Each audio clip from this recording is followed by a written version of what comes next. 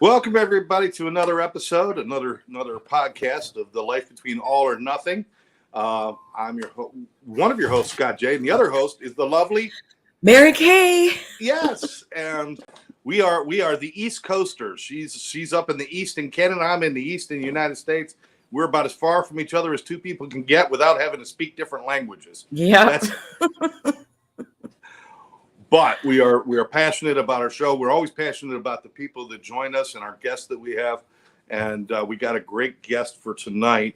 One thing I do want to remind people, and I am continuing this throughout the month of November, is the loss of our friend Matthew Perry from the show Friends.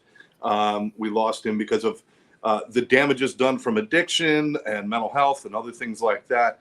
It's too often that people are getting lost in that. And if you know somebody who's suffering with mental health or addiction issues, don't wait. Don't wait. Saying I'll call next week, it could be a death sentence. People are dying every day. It's not acceptable. Get help if you can. All right.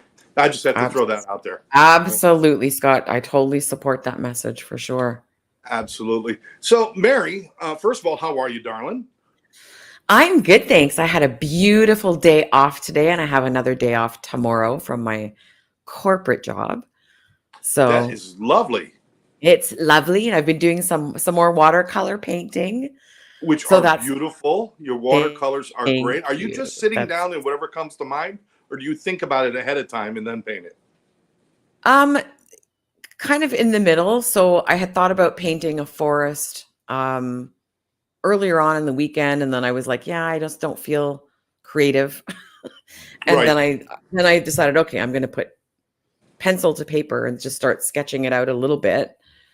And I'm trying to figure out how to lay the colors down, because with watercolor, it flows. You don't have the control. And anyway, I figured it out. I make very clean lines. That's why I do pop art the way I do it. There's no clean line.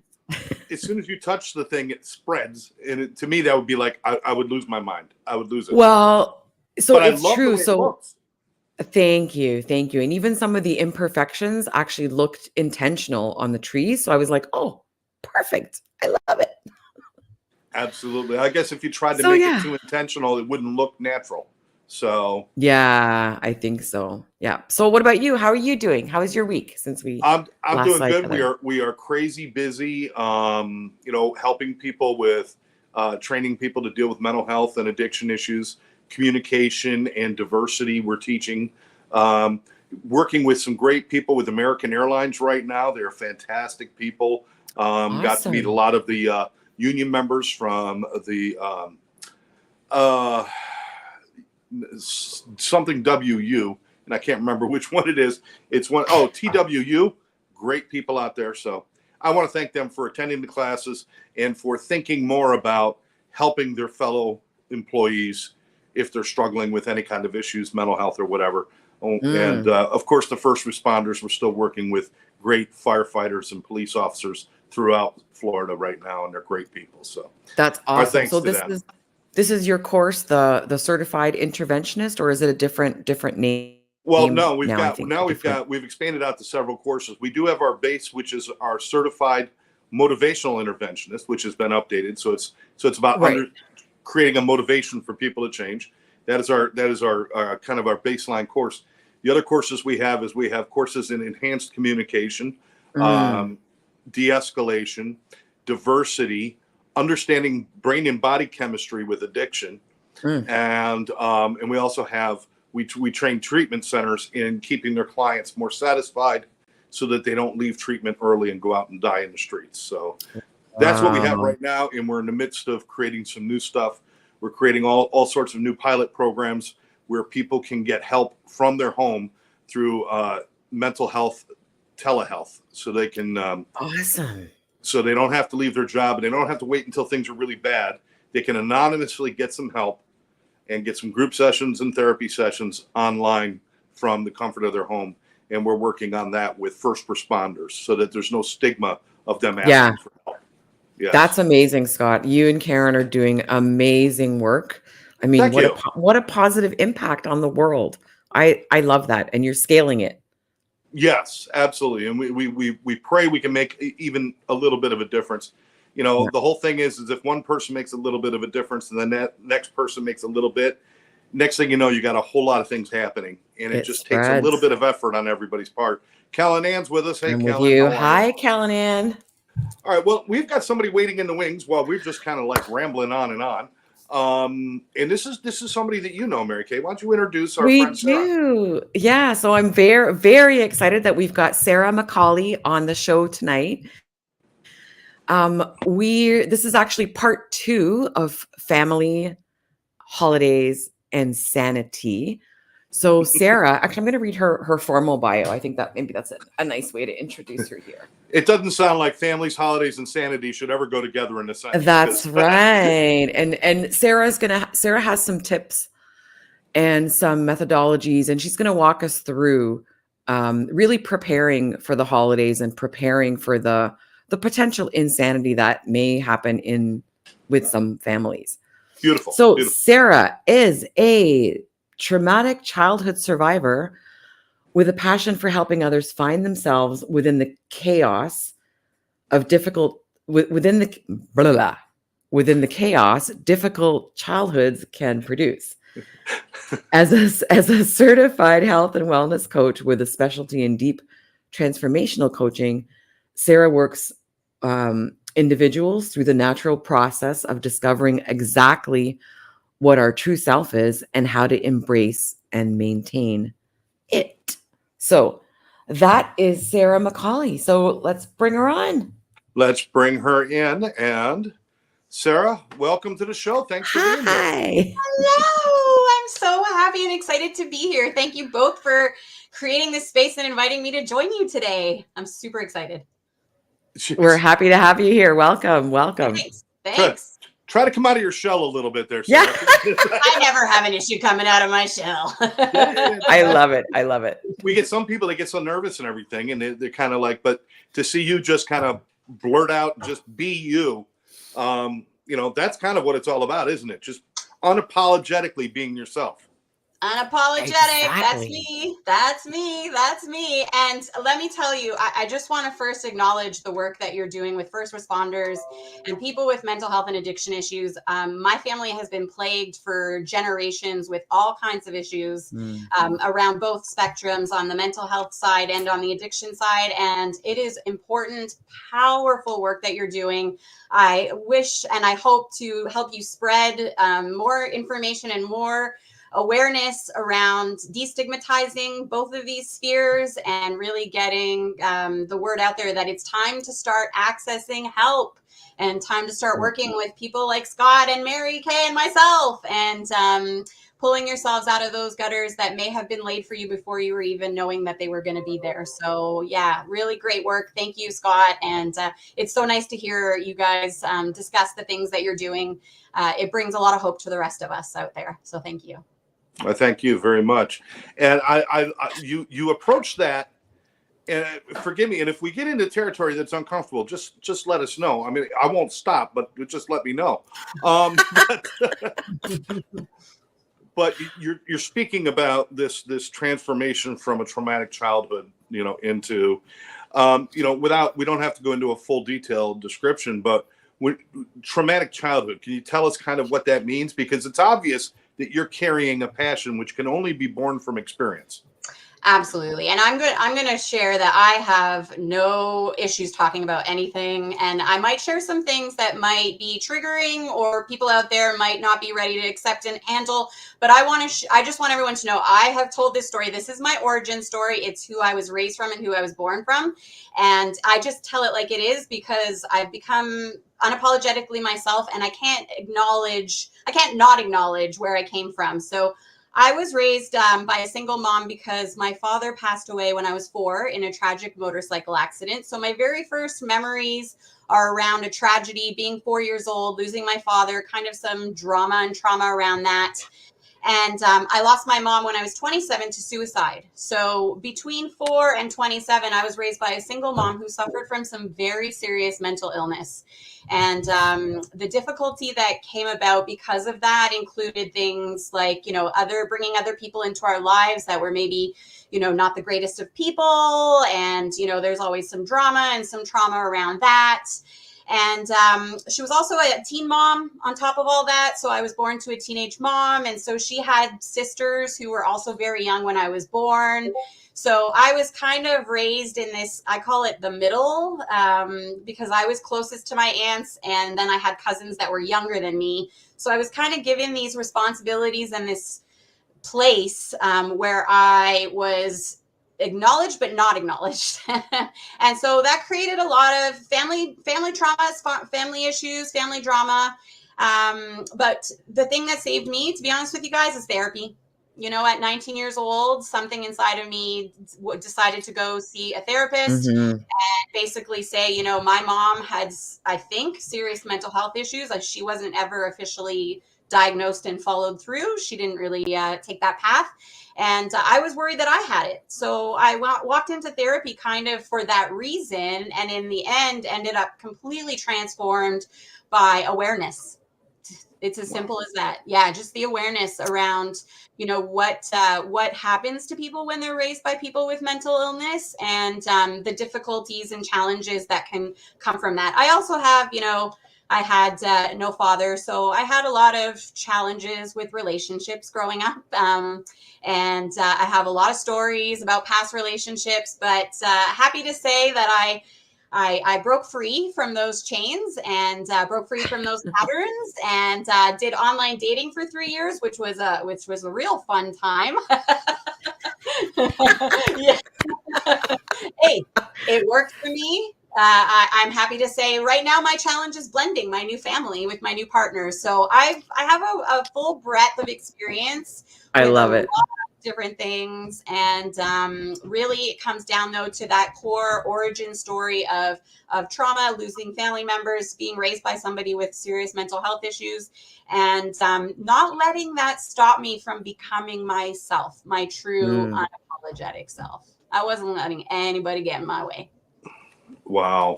Well, I love it.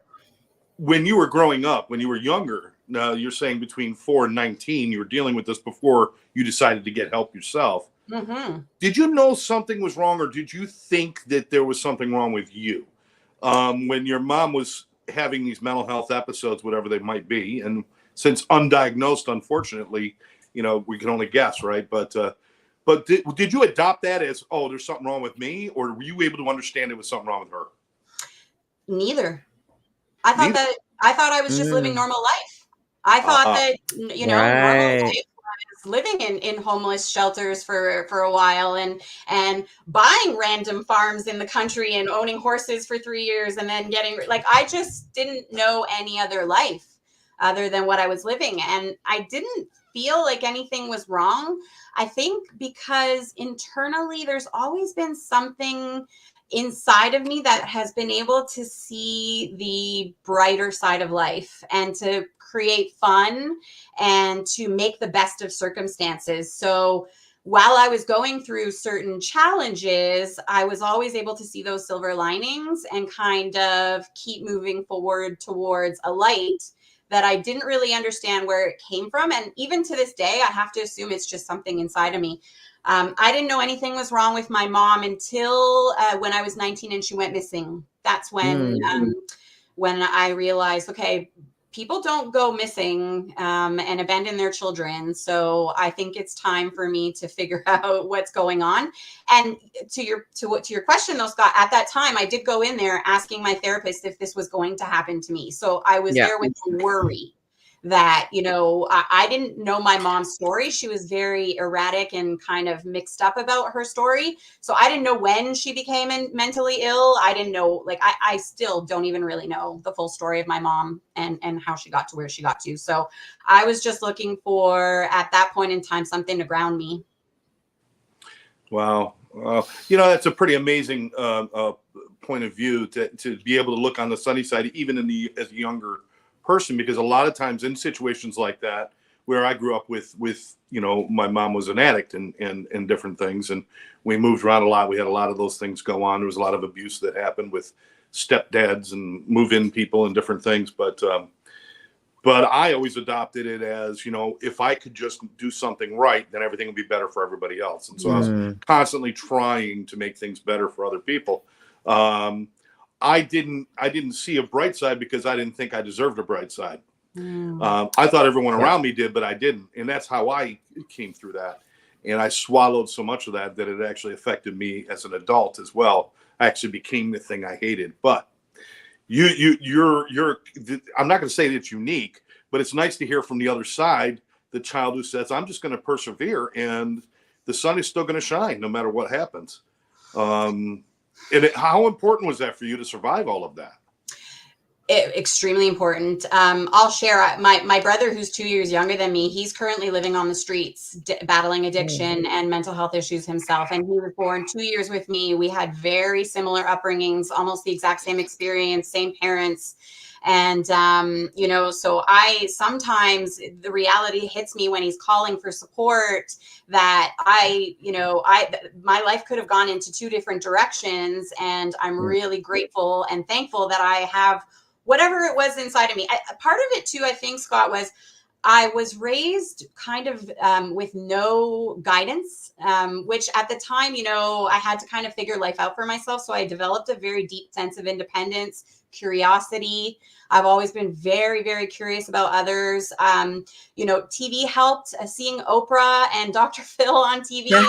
Oh no, not Dr. Phil. No, I know the issues with Dr. Phil. Don't get me wrong, but at the time you guys were born probably around when I was. We didn't have much options out there, so he was on the TV. My mom was watching him. My family members were watching him. But just kind of, and even TV shows, right? And I remember myself saying, "There's got to be better than this out there." And I remember even having conversations with aunts where they were like, I wish our family could be something different. I'm like, well, why can't we? And they're like, oh, that's just TV. It's not like that for everybody. And I've always been one to challenge that. Like, what do you mean that can't be life for everybody? Life is what you make it. I never really understood the attitude of, well, it has to be this way. I don't think I've ever understood that. And that, again, raised free thinker, no religion, no cultural, no nothing. Limiting beliefs with me have never existed, which can be sort of freeing. And it's something I work with a lot of clients on. I love that. With cultural backgrounds, right? Yeah. Limiting beliefs come from when we're very, very young. And so the superpower that I gained from the upbringing that I have is that I don't have those. Wow. Let's acknowledge Walt McKinley's joining us and saying hi. Hi, Walt. Walt and his wife, Stephanie. We love you guys. We look forward to having you back on the show sometime. Thanks for tuning in. Mary Kay, go ahead. So I was going to say, I really love that you said the word curiosity, Sarah, because I think curiosity is the thing that is the catalyst to hope. It's the catalyst to opening up opportunities. If you think that you're stuck, like your relatives, like your aunties, like this is our family, this is reality, and that's TV, but you had enough inside you, whatever that was, to say, I'm going to be curious and I'm going to be open-minded and I'm going to at least receive new information. You may not take every piece of information as for yourself, but at least you were open to looking into that. And I think, even going to a therapist, and I know you went because you wanted to find out, is this what my future is going to look like? Like, am I going to be like mom? But definitely an element of curiosity in there as well, for sure.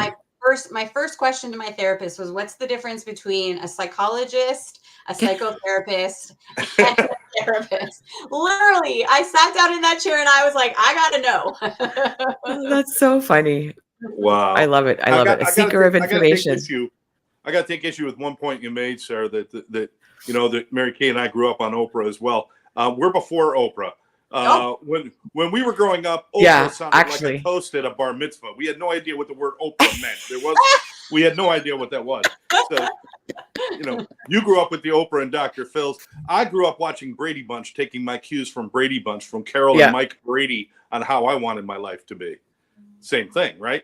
That could be like, sometimes that's a source for people's limiting beliefs, right? I agree. Yeah. Those model behaviors, and they think that that's the attainable all.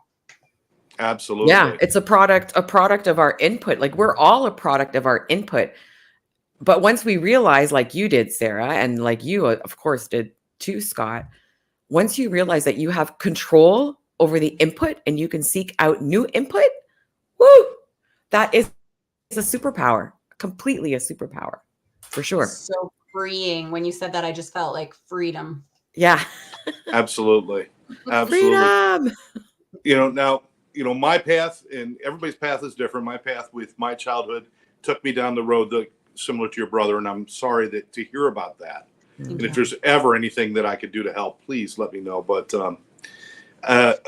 mine fell into addiction and alcoholism and violence and bad health and a lot of other things that I went through for years and years and years. And so me learning about my own power and my own ability to create a life that I would really want to be a part of came much later in my life. You were already starting to frame that out while you were still in the midst of the mess. So at what point did you make this a mission for yourself to share this with other people? And did you always know that you were going to share this? No, I did not. I had no idea. I mean, I've always been a loud kind of like out there, like save the world kind of person, but I didn't really know what it was going to look like until I think really the pivot came when I raised children. So I have two teenage daughters, and I got to the point with them where I was like, dang, I did this. I changed the patterns. Like, I'm the mom to my children that I always wanted a mom to be. I'm an aunt to all my nieces and nephews that I always wanted myself to have. And to me, that was the definition of success. I think before I was chasing success like other people, I want $1 million and I want to fly around the world all the time.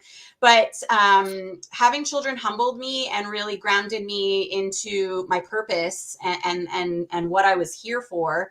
And so when I saw that I had figured it out, and that, especially with teenagers, I'm in this mode right now where it's hard, but like I'm ready for it, because all the people with teenagers before me told me exactly what was going to happen, and they were right. They were right. And so what happened was, and then I occupied my time dating. I left a very dysfunctional relationship with an alcoholic. So I did all that work for myself. And then I was kind of sitting there, and this was just after the pandemic. I was kind of sitting there going, okay, now I have all this free time. I'm not, looking for a new partner. I'm not working on getting out of a bad relationship. I've got these wonderful kids. Like, what do I do with myself? And so I decided to look into things to do. The great dilemma of having no traumatic event going on. That is the great dilemma. What the hell do I do with peace and quiet? Oh my God. Right? Because we're raised in constant trauma. So, I do other things. Like I do volunteer, for example, with the impoverished people in my community. I'm on the board of directors. Like, I've got a lot of different things going on, but it just felt like I found my voice. I think the 40s do that to women. Do you agree with Mary Kay? I don't know. Like, I just feel like my voice is so much louder now. Oh, same thing happened to me. So the year that I turned 40, that was the year that I divorced, completely switched career industries. So those three changes: turning 40, switching careers, and marriage. And the thing that I said to my parents was, I've lived the first 40 years of my life for you guys and for everybody else. And the next 40 are going to be mine. And just saying that, it's like my voice, like my tongue was untied. And that was it. And it's changed my life forever, ever since. Now, I'm still grateful for everything that happened and everything that I did before I was, before I turned 40. And it's really helped me to become the person that I am. And empathy. And I think you would definitely agree with that, Sarah, because I know you are, empathy is one of your primary instincts, even I would call it. Definitely one of your values for sure. So yeah, 40, voice, it came. Yeah, and empathy, right? Like I just I have a good group of friends, girlfriends, and I found myself sort of in a position of, a lot of my girlfriends are younger than me. And so I was seeing them kind of going through the same transition that I felt that I went through from, what's going on to, oh, this is what's going on. I get it. Right. And so I was having success with friendships and continuing to create friendships. And so that's why I went into coaching. It was like, I was like, okay, I feel like I could do more with this. Like and interestingly enough, I thought coaching was going to be me giving advice. So I'm really glad I got certified to learn that it's not about that. And it's about helping people find their own advice inside of themselves. Because I would have destroyed a lot of people. Not about giving advice.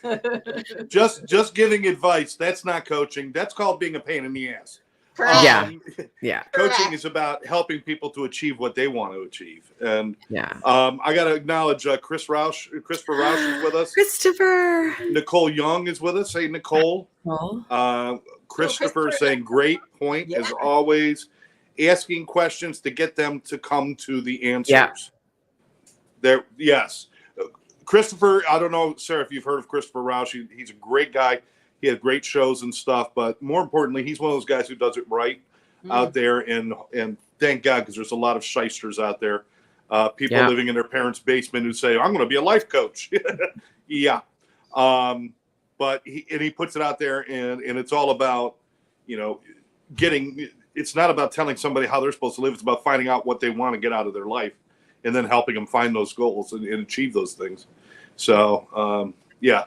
And jumping over the excuses, because that is Christopher Rausch. He is the no excuses coach. No, so I follow challenge him. I challenge you to get together with Chris Rausch and give him an excuse. I just want to see what happens. I don't think I could personally do that, because I agree. I don't. Yeah, you don't have any excuses. Love Chris. Love you too, Chris. Christopher. We're gonna have you back. We're gonna have you back on the show sometime soon, because we got some stuff that's right up your alley. We would love to talk to you about. But definitely right now with Sarah, I'm so proud of the journey that you're on. Thank you. What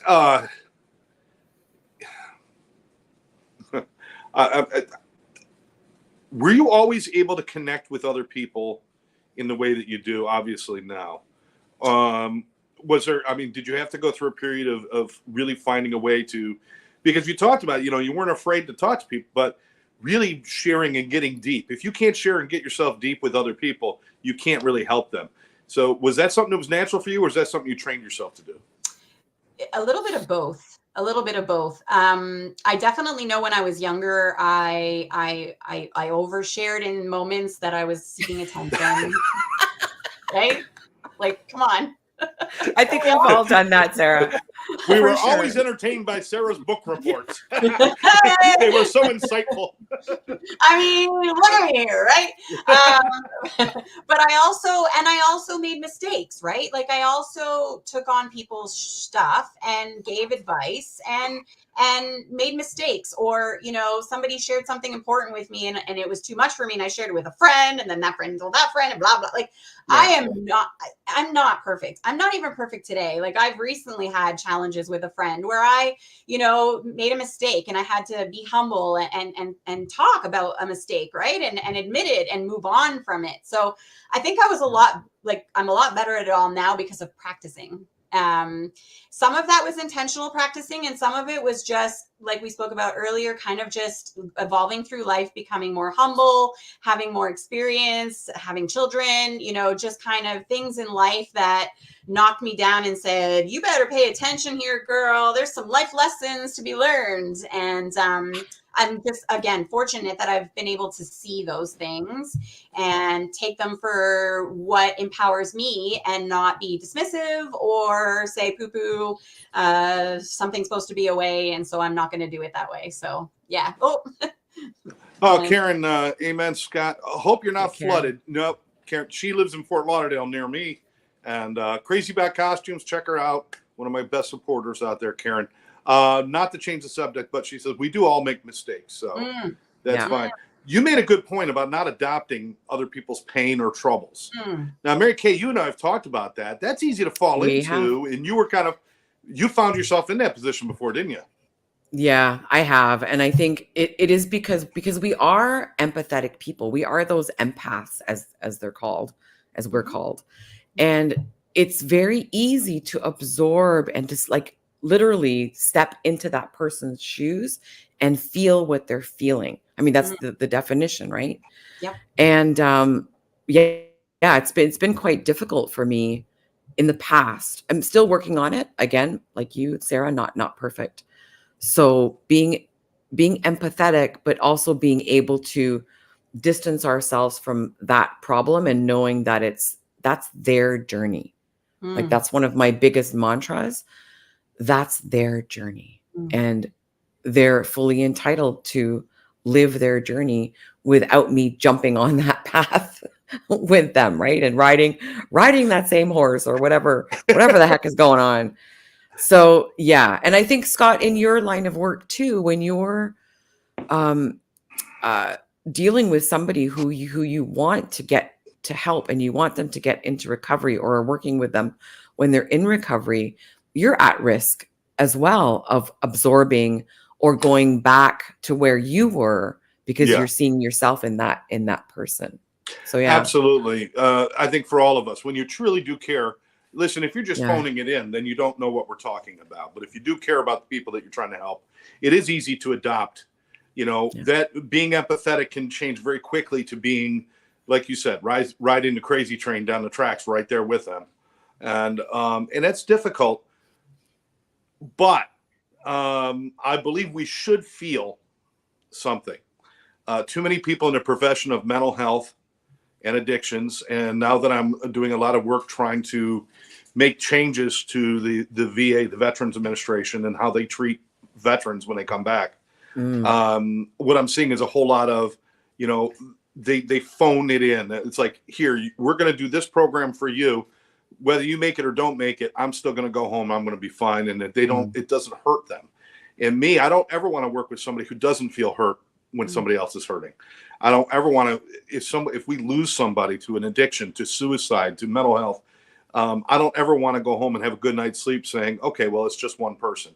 No, I don't ever want to do that. And we talk about being empaths. I got to bring this up. We talk about being empaths. If you are connected to your humanness, you are by that nature an empath. What makes us human is our ability to understand each other's emotions. That's what big part of what makes us human. And there's people who are like, well, I'm an empath. And it's like, well, we all should be. We all should be. If you know yourself well enough, it allows you to open up to the rest of the world and you'll start to feel those things. Every animal, every creature in the animal kingdom is empathic. When there's a wounded squirrel and other squirrels around, they know that that squirrel's wounded. There's an empathy that goes on in all of nature. We have to give it a special label because too many people have walked away from that. And that's the shame of it. Absolutely. I think we should all be empathetic and empaths. You're right. We have that capacity. We're born with that capacity to be empathetic and to connect to other people. And then, through our programming or our experiences or whatever, it puts those layers in front of that thing and that capacity. And it takes work to lift those things out and put us back into that connection with ourselves so that we can connect to others.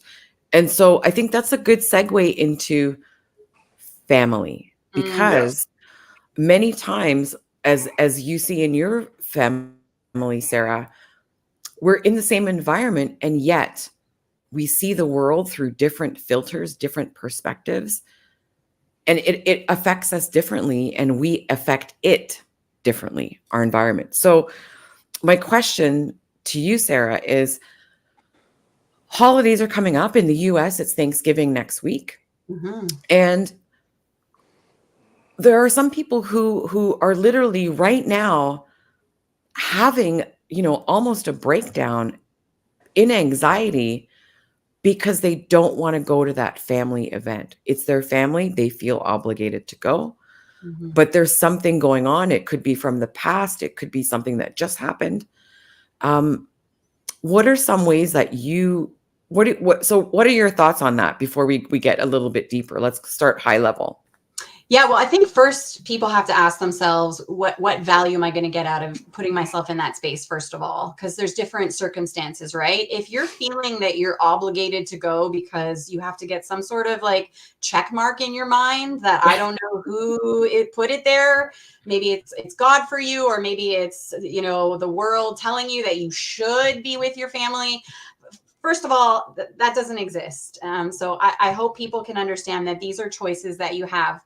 But there is some value sometimes in those spaces. And sometimes they're little pieces of it, right? Like imagine your family is a pie and you've got, your grandmother's there and she's 94 and this could be her last Thanksgiving, and you want to go and you want to enjoy that slice of the pie.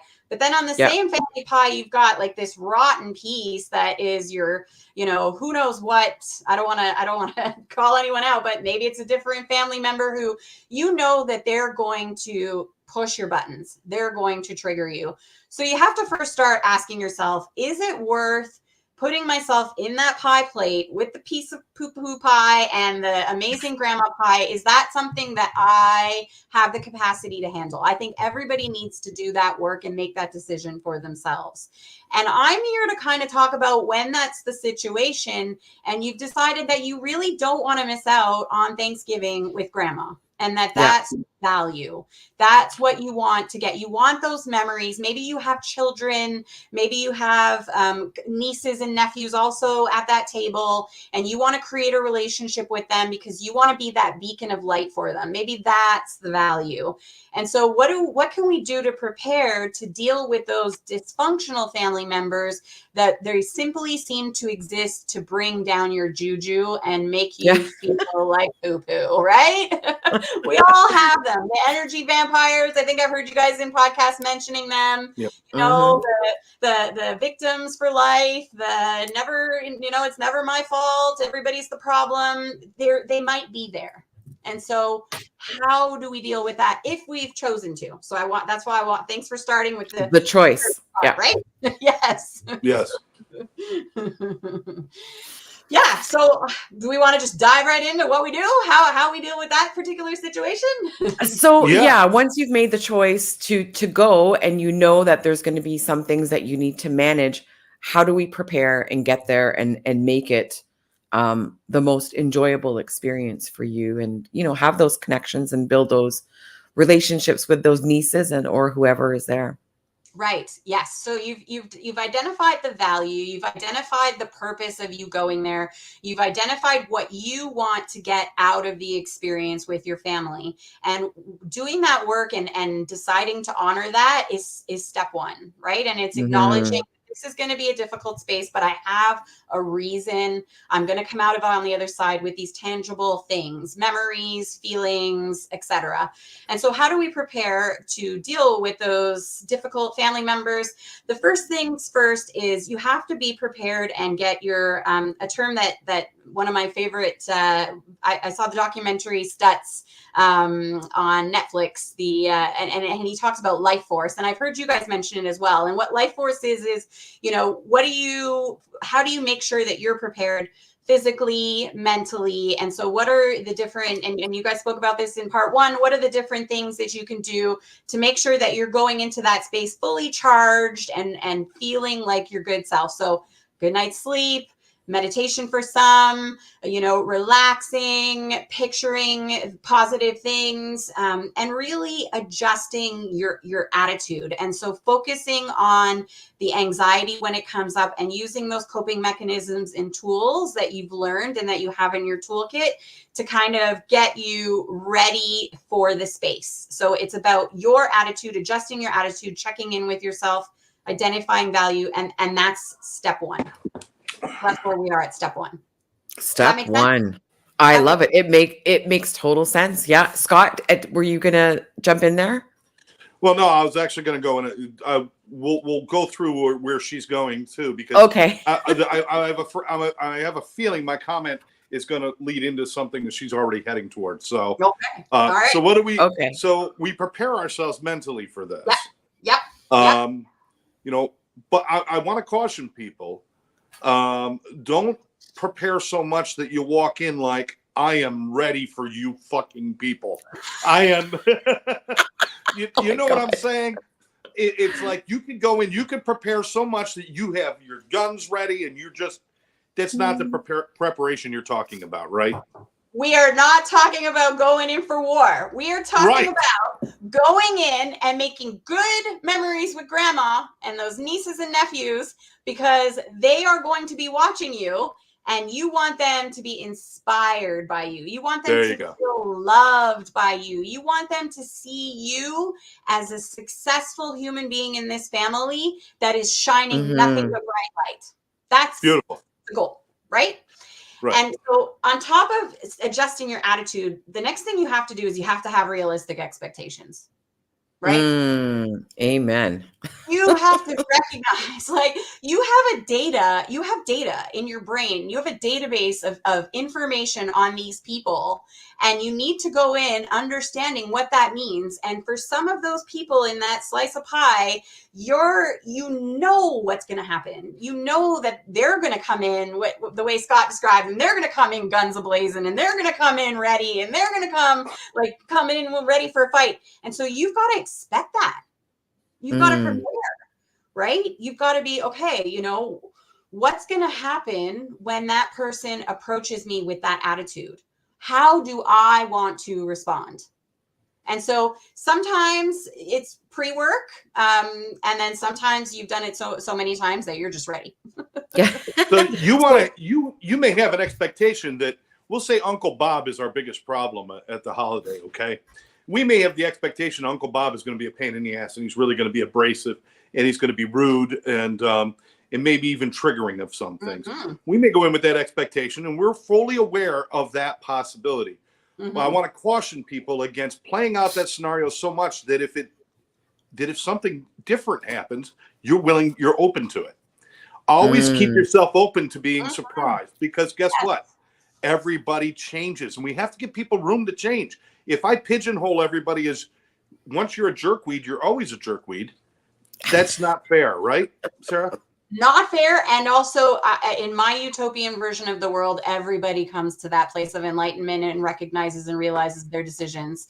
Everybody. So I'm all like, to me, that's like the creme de la creme. It's like the icing on the cake. That would make those expectations, and after, like, yeah. It would be a pivotal life story for me that I would share with my friends about how I went in there expecting Uncle Bob to be something, and instead he was just so amazing, and I can't believe it. And then it's just feels great. Yes. So thank you. That would be awesome. That Uncle Bob has that capacity. Yeah, and I always encourage people, because when we go through the real effort to become better people ourselves, to better ourselves, when others recognize that in us, that's a big reward. And I'd hate to rob somebody of getting that.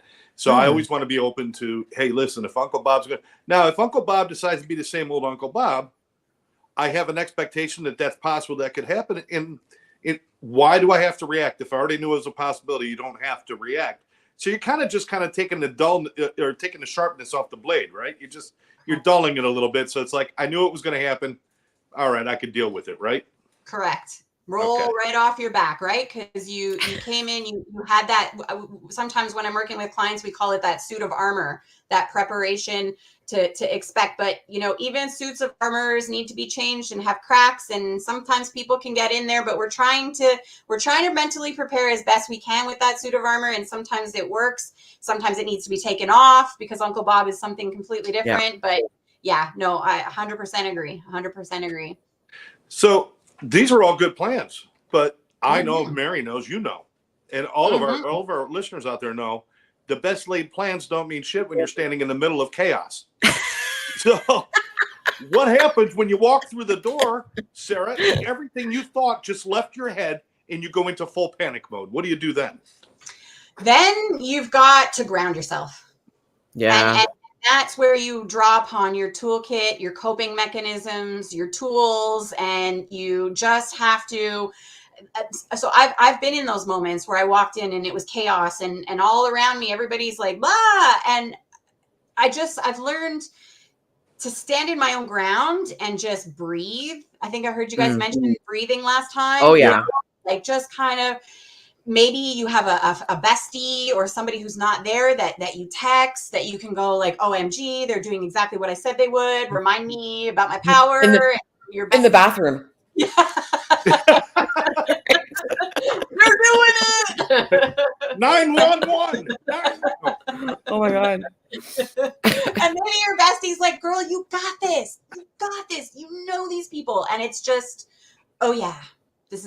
I can do this. I can do this because you can do it. Because you can. I agree. And I think, what I'm hearing you say, Sarah, is that you do go in with some kind of a strategy and make sure that you're open to having a flexible strategy. Now, what about boundaries and setting boundaries? Like what's your position on having boundaries or articulating those boundaries at the time or even before the party?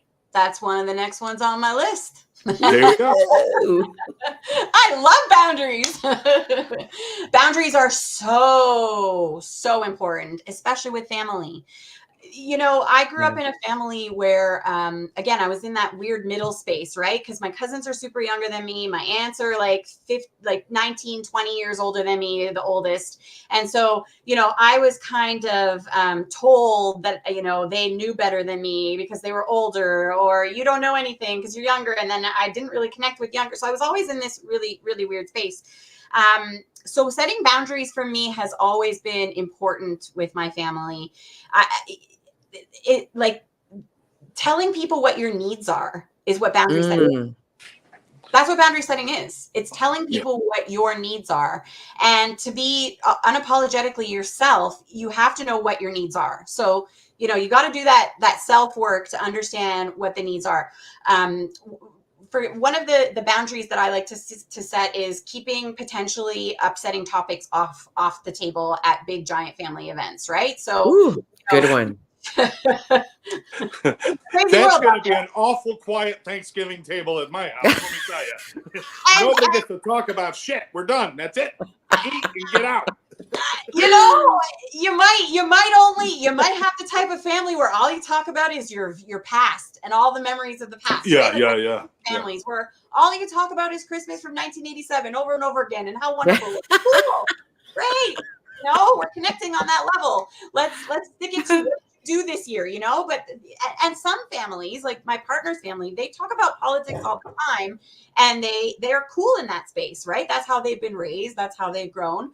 But in my instance, if I was meeting with family and one of those potentially upsetting topics was, the fight of 1972 where the family broke up and destroyed each other, I think I have a right to say that, can we not talk about that? Right? Yeah. That's a boundary for me, Again, even similar to the last point we talked about, it's about grounding yourself in. The other thing you have to ground yourself in constantly is that preparedness to what are you trying to achieve? What is the outcome of this event? Yeah. The outcome of this event, and we'll go back to my original story, was in this particular case, we've decided it's about spending time with grandma and shedding and spreading light to the next generation of this family, right? And being in between all that. And so sometimes we have to set boundaries to achieve those goals within the family. And if anybody were to question me and I were to say, look, I just want to come here because it could be grandma's last Christmas with us and I just want to have a good time, I challenge them to say something that's going to change the narrative after that. Yeah. Whatever. That's beautiful. I challenge them. Sarah, some people believe that boundaries, when they set boundaries, that it becomes this impenetrable wall with barbed wire across the top and in searchlights and sirens, that if anybody gets close to it, you're allowed to explode. And what it is, barriers or these boundaries that we set, we have to be flexible enough to understand people may approach that boundary or even cross that boundary unintentionally, and not to overreact, but to redistribute that boundary, or to kind of like re-guide them into a different direction. But not to make that so hard and set that the minute somebody approaches it, we go into a 4 alarm, right? 100%. What is that going to accomplish? It's going to make that person disrespect your boundaries because you're acting like an unnecessarily fighter, right? You're Yeah. You crossed the boundary. No, no, that's not attractive. That's not going to spread light. That's not going to get the kids in your family to look at you in a way that models good you're there to model good behavior. Yes. Right. Yeah. And so when somebody is approaching a boundary, crossing a boundary, we can ground ourselves again in the boundary and in the intent in gentle, nice, calm ways. I've had to do that with my family. I've sat there while my aunt called me delusional, and I had to sit there and go, I'm not going to freak out. I'm not going to call this baby, I'm just going to take it. And I'm going to say, I don't accept this behavior. We can walk away right now from each other or we're done. Right. Like you could be gentle about it all. Oh, definitely. Lynn There's Serrano. Lynn. Hi, Lynn. Hello, beautiful. Lynn. And Lynn is one of our put together people. Put me in there. She is. Ahead, And Mary. so, Sarah, I think, doing these things gently and reasserting ourselves and our boundaries. I say with a feather and not a hammer, right? Because the hammer is going to smash things to bits and might take you back or unwind some of the good things or goodwill that's been developed. And so, with a feather and not a hammer. Yes. And I think I love that idea of role modeling, because I think if you're in a family that has experienced trauma, you've managed to deal with that trauma and evolve yourself out of it. And then you've got these younger kids and you might not know all the details, but wouldn't it be amazing if you could ignite them to break their cycle? And then the rest of the bloodline is different than the past generations. Like, that would be amazing. Talk about a good feeling too in life, right? Yeah. Like, you want to help others. Imagine if we could help people that raised us. Because I mean, there was trauma, but there was love. If you're going to this dinner, remember we talked about the quantifiers and the purpose. If you're going to this dinner, it's because there's a connection to love. Yeah. And you're going there to build on that connection of love, to spread that connection of love, to make love bigger than whatever it was before in that family. And yes, if you can turn them all into love people just like you. Yeah. Success. Couple of rapid fire points because we're getting up. I mean, are you guys concerned with going a little bit over on the show? Are you cool with that? I'm cool with that. I'm cool. All right, we might go a little bit over. That's fine. So everybody Rapid out there fire. watch. There's nothing good on TV on Thursday nights anyway. That's Stay right. here. All right. So, first of all, role models. Certainly I love that concept, but I want to remind everybody that one of our jobs is to be a role model for ourselves. Is to walk into a situation and do a situation better than we had done it before, so that we could look at that and aspire to greater things because of our own actions. So we want to be a role model. How many times we gone into situations, walked out saying, I wish I never acted like that. I'm ashamed of myself. We weren't a good role model for ourselves. We were not representative of what we want to be. So be that.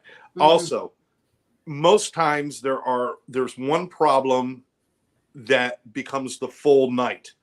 Bob is my problem, but there's 30 other people there at this holiday celebration. Yeah. Why is that one thing my whole day? Why is that my whole night? Why is that my whole focus? And I think people tend to focus so much on the negative, they don't realize there's 300 positive things going on around them. Okay.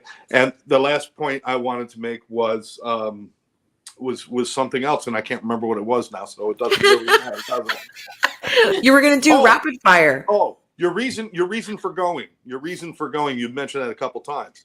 If your reason for going was to prove something to anybody else, then don't go, because you're going to be sorely disappointed. If you're going there to prove that you're better than them, prove that you're this, prove that you're that. If you're going there because it's going to fulfill something for you, then do it. But if it's not going to do that, if you're simply trying to impress the people there, or I'm going to be the bigger person. I always love that. I'm going to be the bigger person. That's just a way to show off. Don't do that. Be a better you. But so be aware of that. Don't focus on the one thing. Be a role model for yourself, and make sure your motive for going is not about impressing other people. Sarah, what do you think about those? Love it. Love it. Yeah, no, it's about, and that's where we talked about, the reason for going. The reason for going was totally selfish. It was my reason for going. Yeah. It has to be my reason for going. Otherwise, what's the point, right? Yeah. People will say, well, I should go because I have my kids and blah, blah, blah. And, they don't have, make your own family.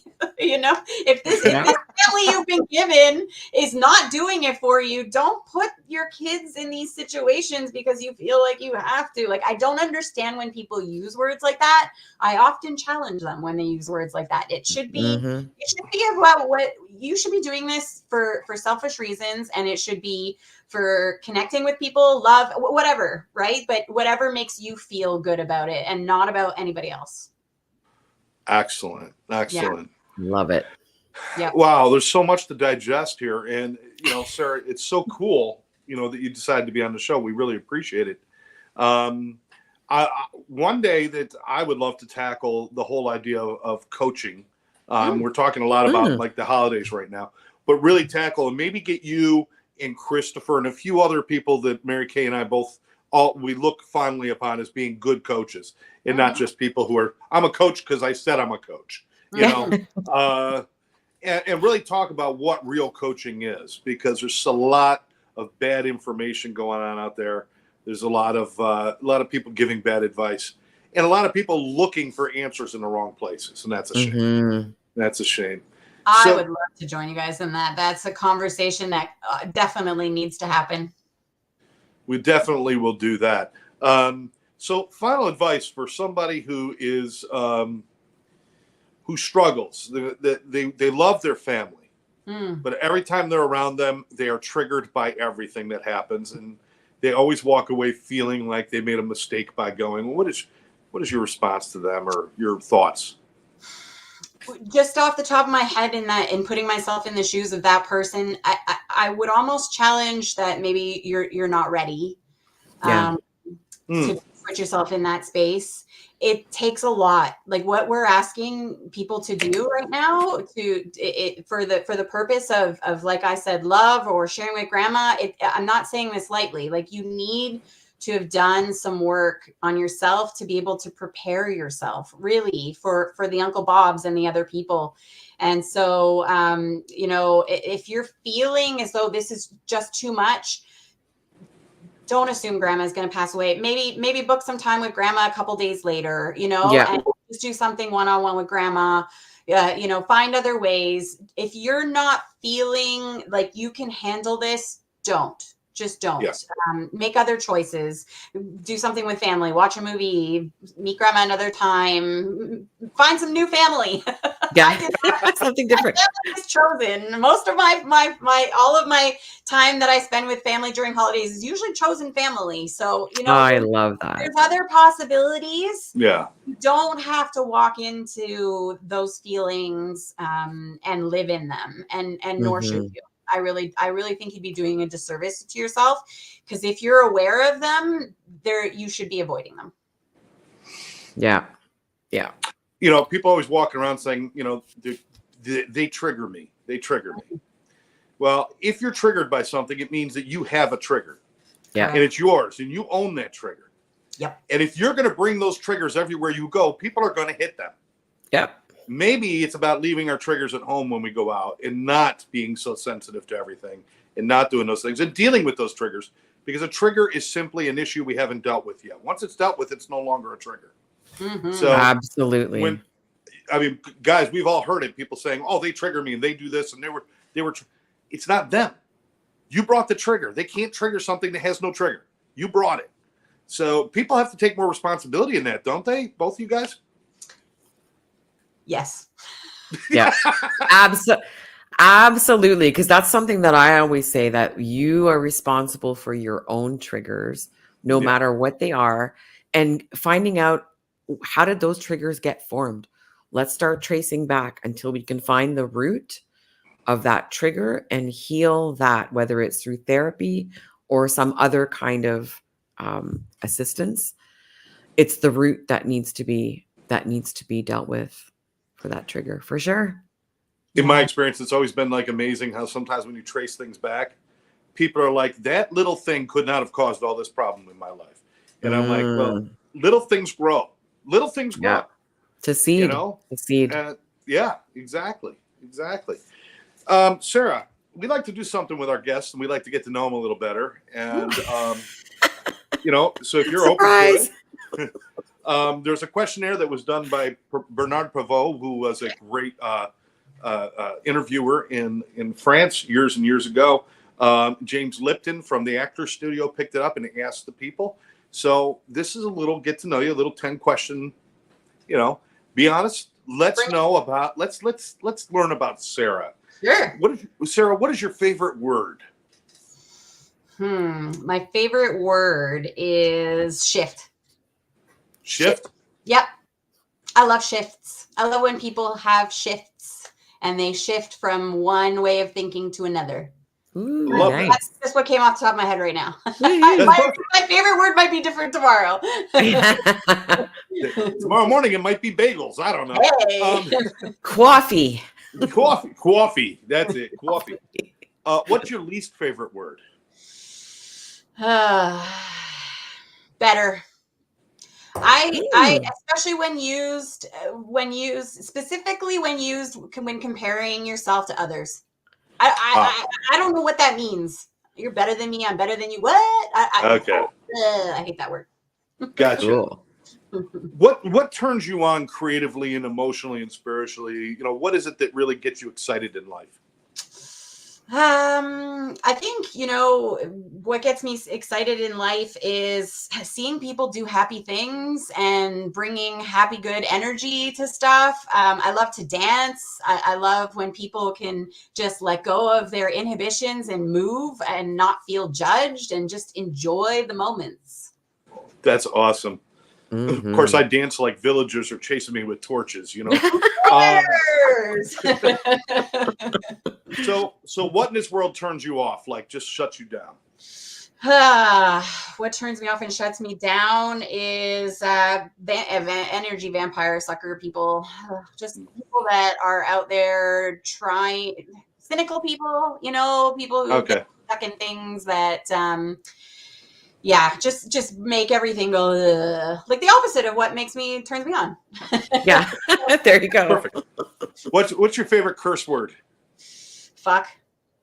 Hey, it works. It works everywhere, right? Yeah. So great. Nowadays we say it like when we were growing up, it was like this. Now it's like, whatever. Fuck this shit.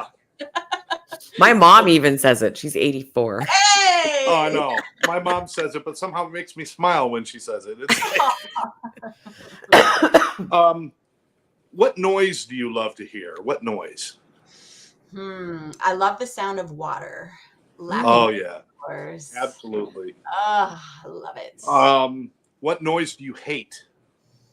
Baby's crying. Okay. Like baby crying. I always feel Um, bad for If you could attempt any profession in the world, if you could try any profession in the world, what would you like to try? like try a profession because Yeah. I want to be Brene Brown. I mean, hello, who doesn't, right? Yeah. I think I would like to try being a psychologist, like an officially, all the way through school. Like, let's deal with Okay. the real deep-seated issues. I think I'd be good at it. What profession would you never, ever, ever want to try? Gosh. Restaurant food inspector because I love food and I feel like it would change my whole world because I love food. I feel like it would make me never want to eat out again and never want to eat food, and that would be so sad. Walking into your favorite restaurant kitchen and seeing cucarachas will really turn you off, right? Ew. I don't want to know. Ew. I just want to remain in ignorance. So I don't just everything's Perfect. great. Everything tastes wonderful. It's all good. Yep. Last question, Sarah, and thanks for being a good sport about this. If heaven does exist and you show up at the pearly gates, what would you like God to say to you when you get there? Good job, kid. Excellent. Woohoo. Excellent. Sarah, Well- how can people find out more about what you do? Do you have a website and everything I you can do. share with everybody? I do Please. transformationswithsarah.com. It's that simple.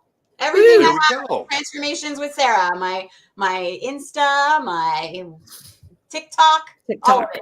Transformations with Sarah. Awesome. Mary Kay, what do you think?